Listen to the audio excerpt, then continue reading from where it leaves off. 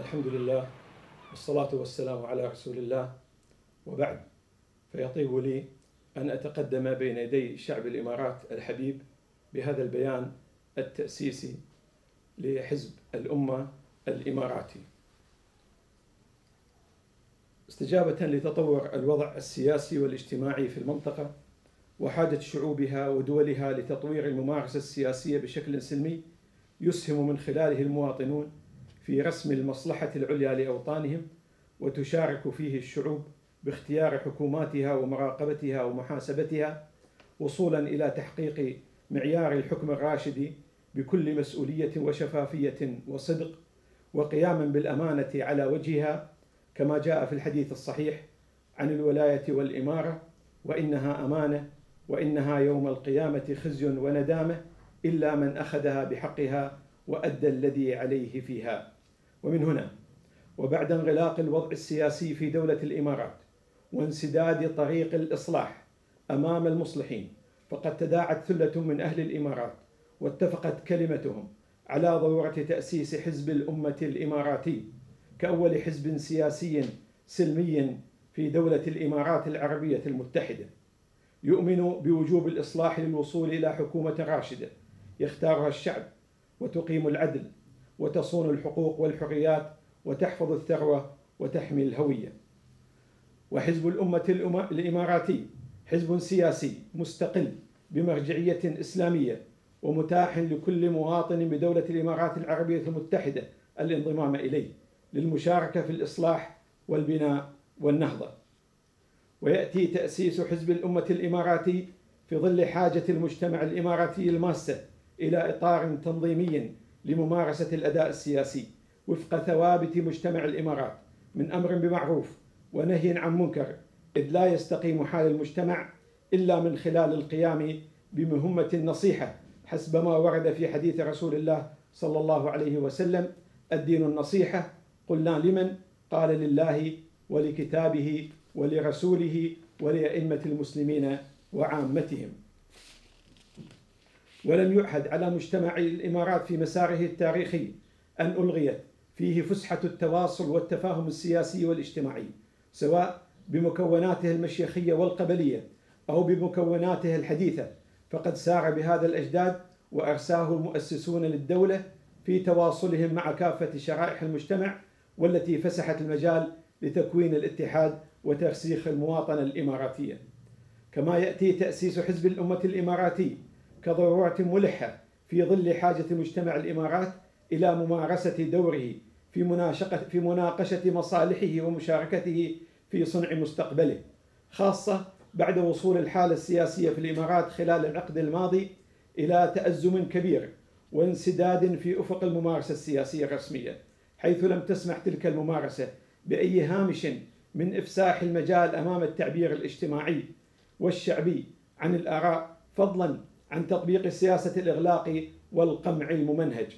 وفي الوقت الذي كان يتطلع فيه مجتمع الإمارات إلى مزيد من الفسحة في الحريات العامة، إذا بالأداء الأمني يسيطر على كافة نواحي الأداء الحكومي الرسمي، ويتعسف في استخدام السلطة بإلقاء المطالبين بالإصلاح السياسي في غياهب السجون وتلفيق التهم لهم، مما يهدد مستقبل الاتحاد في الصميم، حيث قامت دولة الإمارات على احترام مكوناتها الأساسية من إمارات ومواطنين بامتداد تاريخهم وقوة تماسكهم.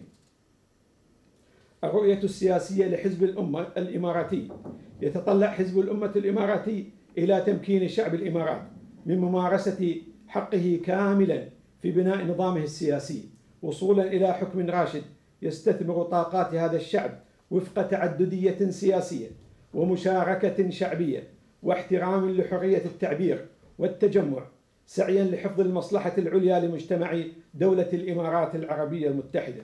ومع الإقرار بأن الإمارات تتمتع بإنجازات مشرفة مقارنة بغيرها من الدول، من تمتع المواطنين بمستوى معيشي أفضل من كثير من البلدان، ومن توفير فرص العمل والتعليم والتأمين الصحي والبنية التحتية وغيرها من المجالات، لكن وفي ظل التحديات الداخلية والخارجية التي تواجه شعب الإمارات، فقد بات من الضروري أن يسهم الشعب الإماراتي بكل مكوناته في بناء نظامه السياسي.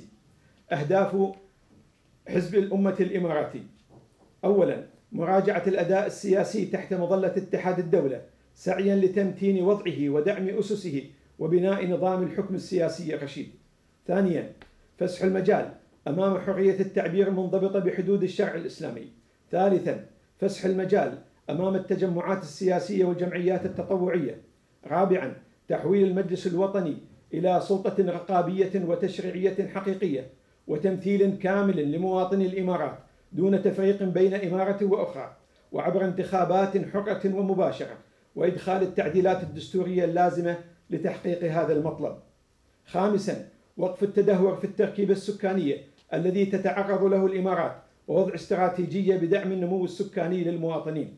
سادساً، وقف البرامج المؤثرة سلباً على واقع ومستقبل مواطني الإمارات خاصة في مجال التعليم والسياحة والاقتصاد، واعتماد الرؤية التي تتناسب وثوابت المجتمع ومستقبله المنشود. سابعاً، مراجعة شاملة للأداء الأمني ووقف التعديات والتجاوزات على الحقوق الأساسية للمواطنين والمقيمين. ثامناً، مراجعة الخطط التنموية في الإمارات بما يشمل حفظ مستقبل الأجيال في الثروة النفطية، ويستثمر تلك الثروة في بناء الاقتصاد البديل والطاقة البديلة وبما يخفف من فاتورة الأسرة المواطنة. تاسعاً، السعي لوحدة خليجية تستدرك ضعف الدول الخليجية والخلل الاستراتيجي فيها، ووضع خطة استراتيجية لاسترجاع حق الإمارات في جزرها المحتلة، وإعادة بناء العلاقات الخارجية وفق ثوابت الأمة ومصالح شعوب المنطقة بعيداً عن الإملاءات الدولية والإقليمية والاختراقات الإسرائيلية. وسائل حزب الأمة الإماراتي: أولاً، التعبير عن الرأي عبر الوسائل الإعلامية في الداخل والخارج. ثانياً، عقد اللقاءات والمؤتمرات. ثالثاً، الحوار والتفاهم والنصيحة لكل مكونات المعادلة السياسية في الإمارات وعلى رأسها الحكومة. رابعاً، التعاون مع جميع ألوان الطيف السياسي والثقافي بما يحقق أهداف الحزب. خامساً، المشاركة في الانتخابات وكافة الأنشطة السياسية المتاحة. النظام الداخلي: يتكون الحزب من الهيئات التالية: مجلس الشورى وهم الأعضاء المؤسسون للحزب، ثم من تنتخبهم الجمعية العامة حال انعقادها، وينتخب مجلس الشورى رئيسه ويجتمع بشكل دوري ويتخذ قراراته بالأغلبية، ويشكل مكتب الأمانة العامة ويشرف على أدائه ويضع الاستراتيجيات للحزب. ثانياً، مكتب الأمانة العامة وهي الهيئة التنفيذية والممثل للحزب مع كل الجهات الداخلية والخارجية، ويتكون من الأمين العام والناطق الرسمي وأمين السر ورؤساء المكاتب التنفيذية. حسن أحمد الدقي، أمين عام حزب الأمة الإماراتي، 1 أغسطس عام 2012.